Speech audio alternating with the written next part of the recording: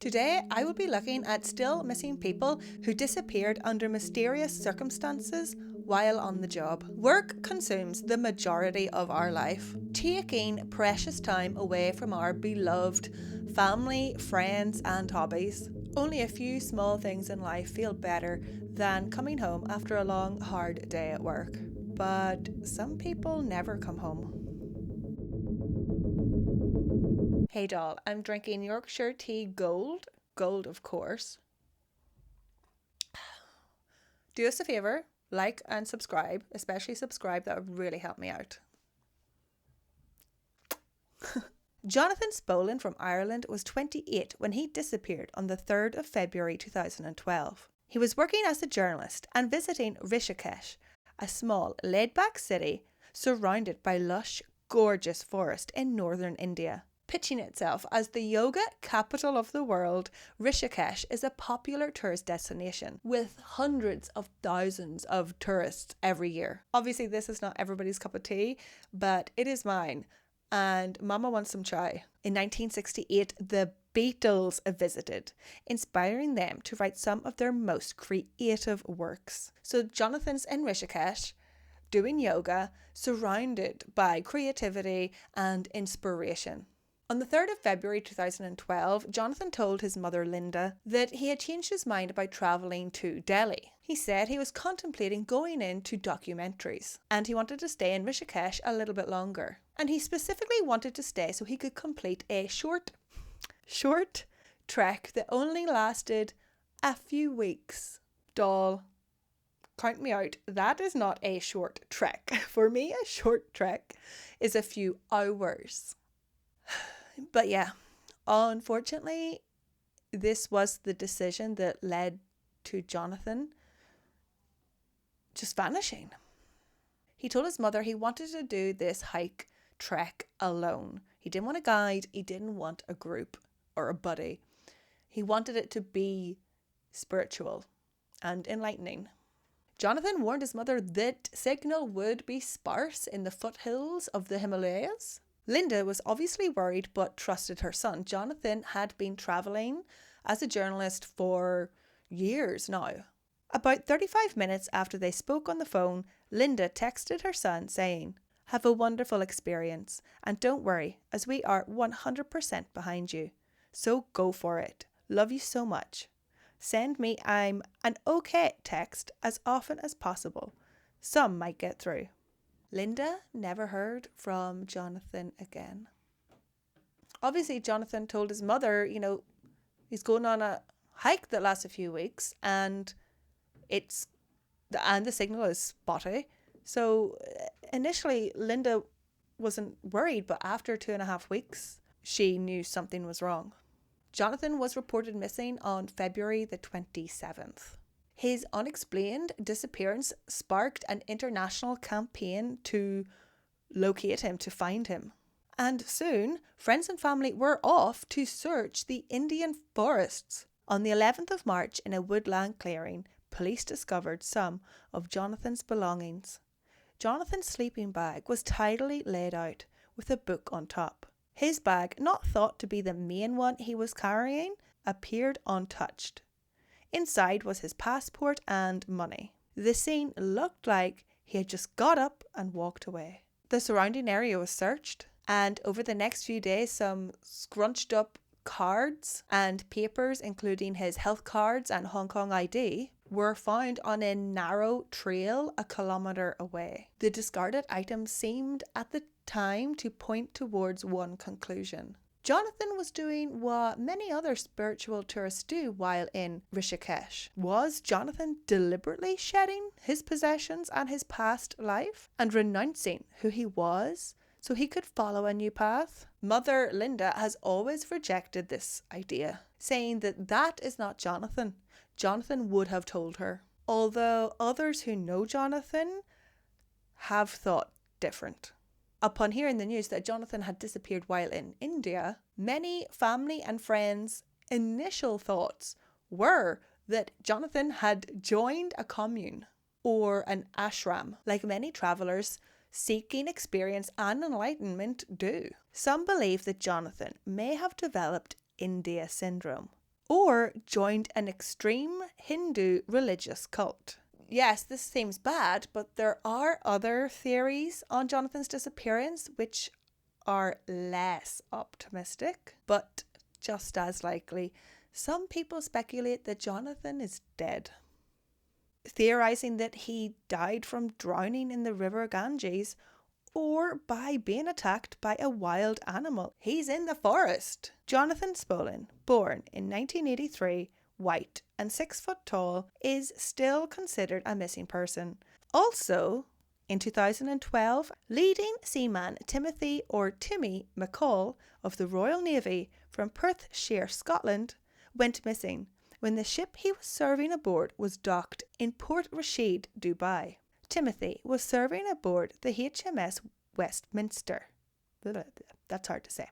HMS Westminster, as part of the ship's 7-month security mission in the Middle East. On Saturday, the 26th of May 2012, Timothy was enjoying his free time in Dubai. He spent a good part of the day swimming before he and some of his shipmates went out on the town drinking. And this is where things went wrong. Doll, I've been there. Sunstroke and drinking does not mix. It will mess you up in the worst way. This Celtic, pale skin cannot handle that much sun. We are not built for this lifestyle. The Rock Bottom Cafe. This was the last time that Timmy was accounted for. At about 2 a.m, Timothy's friends put him into a taxi and told the driver to take him the 15-minute drive back to the ship. Little did they know that this would be the last time they would see their friend and shipmate. When it was noticed that Timothy was not on the boat, the Royal Navy reported him missing later that same day. Sunday, the 27th of May. An investigation was immediately launched by the Dubai police force, and 2 counter-terrorism command officers from the UK were flown out to Dubai to assist in this. The police in Dubai interviewed the taxi driver, who said that he dropped Timothy off at a tea shack in the port area. Crew of HMS Westminster retraced the route that the taxi should have taken between the Rock Bottom Cafe and where the ship was berthed, but nothing. Checks were made at police stations, hospitals, mortuaries, medical centres and prisons. Still no record of him. They also did door-to-door inquiries and spoke to the local people in the area. The port was searched by divers, helicopters, dogs, heat-seeking equipment, and nothing could be found. Not a hat, not a wallet, sunglasses, not a shoe, nothing. On Sunday the 27th, Timothy didn't show up for a Skype call with his wife Rachel, who was still in Portsmouth, England. I don't think Rachel paid much attention to a missed Skype call. Like, she probably just thought something came up, he was busy, couldn't make it, and she would find out later. Rachel was not informed of her husband's disappearance for 72 hours. She was quite rightly upset that it took them this long to tell her, and she said that this disappearance was totally out of character for Timmy. Okay, so I understand waiting a day to tell the wife. You know, like, Timothy had a drink and maybe he's out sleeping it off somewhere. Maybe he got lost. Maybe he got in a fight. They probably thought it best not to worry the pregnant wife. Yes, she's like 6 months pregnant at this point. And you can't really completely blame the crew, because just because something's out of character doesn't mean your first reaction is missing. You don't initially jump to worst case scenario. But 3 freaking days, that's a long time to wait to inform the family. I think one day, if he doesn't turn up by the next night, yeah. The day after they told Rachel, on the 31st of May, the ship left Dubai, sans Timothy McCall. 4 months later, his youngest daughter, Iriske, was born. She has never met her father. Back home, there was vigils, TV interviews and internet campaigns, pleading for authorities to intervene and not give up the search. Rachel and Detective Neil Cunningham, who is Timothy's uncle, flew out to Dubai in January 2013. Rachel felt confident in the investigators' scope and effort, and upon returning to the UK, she decided that she would shut down the website and the Facebook group, which had amassed over 100,000 followers. She said that the Facebook group was having a negative impact on her young family. However, just a few months later, and 1 year after Timothy's disappearance, Rachel McCall told Sky News that an eyewitness had come forward, alleging that Timothy did make it back to Port Rashid and onto the ship, but he was then seen leaving the ship and getting into another taxi at 3 a.m, heading back into Dubai. Rachel appealed for any other witnesses on the ship who's seen this to come forward with any information possible. Timothy's uncle Neil was quoted as saying 197 members of the ship's company in and around Dubai for 8 days. I'm sure there's more information that can assist us and encourage the Dubai police to carry on the investigation.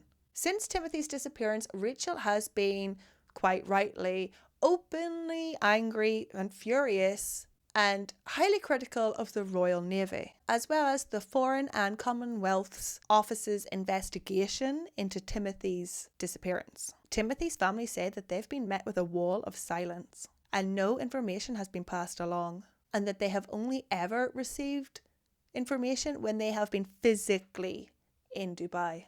Allegedly, the Ministry of Defence prevented Timothy's shipmates from wearing yellow ribbons as a tribute to their missing co-worker. And if this is true, it is absolutely disgusting. In 2014, the Royal Navy issued a death certificate listing death by drowning, despite there being absolutely no evidence, and contrary to Rachel's beliefs and wishes. It is awful, but to me, it does seem like the most likely scenario. I mean, what are the authorities meant to do? What more can they do? They have investigated, interviewed, and appealed to the public. The only thing that changed was when a witness came forward a year later, and those statements have not been verified. There is no CCTV footage of this happening. We're just taking somebody's word for it. Like, there hasn't been a single trace of Timothy. But is that not also suspicious? Not a single trace? No wallet, no sunglasses, no hat, no shoes, nothing? On Sunday, the 16th of June in 1990, 52-year-old Travelling Evans parked her car 200 yards away from her antique shop on Church Street.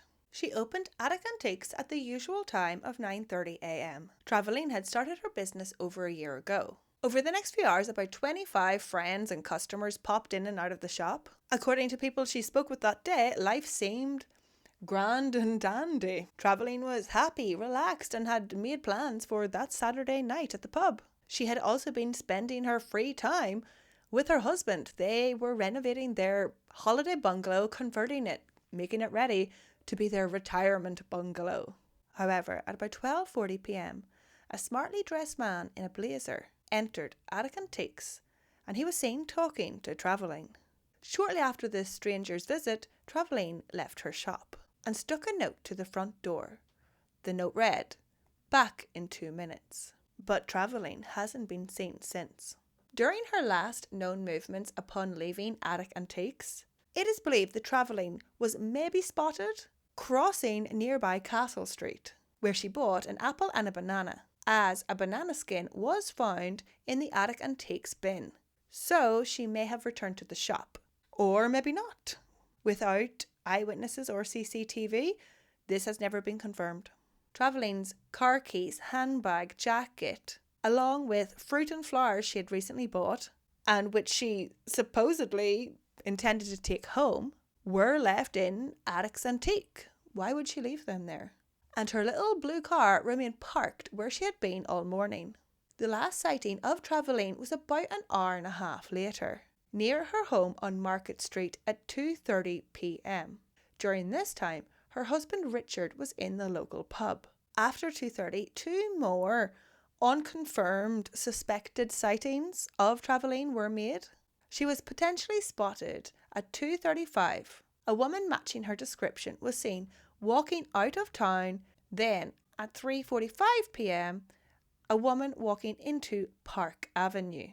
At 11 p.m. that night, when Travelene still hadn't come home, her husband reported her missing to the police, and there was an immediate search. Every household in the area was interviewed. More than 1,500 names were checked, and about 700 cars were eliminated from the inquiry. Searches of the River Dee, the canal, mine shafts and caves in Clachlachlan area were carried out, but no trace of Travelene was found. No money was ever taken from Travelene's bank account, and it seemed like she had no money on her when she disappeared. This possibly rules out the idea that she just ran off. How is she going to run off with no money? Indicating to police that she was most likely abducted and murdered. On the subject of money, Travelene had recently received an inheritance, a payout, money. She received money, about £10,000, which is £24,000 in today's money, from a dead ex-lover she had taken while married. Dun dun dun! She had an affair. Oh. And yes, of course, this made the police very suspicious of Richard. Was he jealous, angry, greedy, or all of the above? Other than the husband, another suspect was the smartly dressed blazer man, who to this day has never came forward, never been identified nor traced. It is not even known if he was involved in Travelene's disappearance that day. There is another suspect, a suspicious drifter. He was seen around the same time, milling about the town and close to Travelene's shop in a camper van. This drifter matches the description of serial killer Christopher Halliwell, disguised as a master of disposing bodies. And that was it. The case went cold for 10 years, when it was reopened and husband Richard was arrested, but released without charge. It seems police are sure of his guilt, but perhaps Travelene isn't even dead. Apparent sightings of Travelene Evans alive and well have been reported in London, France, and even a remote town in Australia. And 9 years after that, the case is still kind of active. In 2019, police dug up the bar at Rogerland Golf Club, acting on information from two brothers, claiming that they had seen human remains under the floorboards. However, when the police carried out their own search, they found nothing. The brothers claimed the remains must have been removed by the time the police got there. Who would move them? What? Obviously, these guys are clout chasers. Then, in 2021, Travelene's bench was vandalised. The graffiti accused someone of removing her remains. It's hard to read, but it says, "In memory of Travelene Evans, vanished the 16th of May 1990, found Rudlan, GC, the 14th of March 2019, removed the 19th of March 2019, RIP." Despite this case being over 30 years old, it's still making news. Watch the whole deep dive I did on Travelene Evans' disappearance right here. It is also linked in the description. Thank you all for watching. Please subscribe. These are my Patreons. Do you know any other cases at which somebody disappeared while at work? Let me know. Maybe I'll cover them. Slán.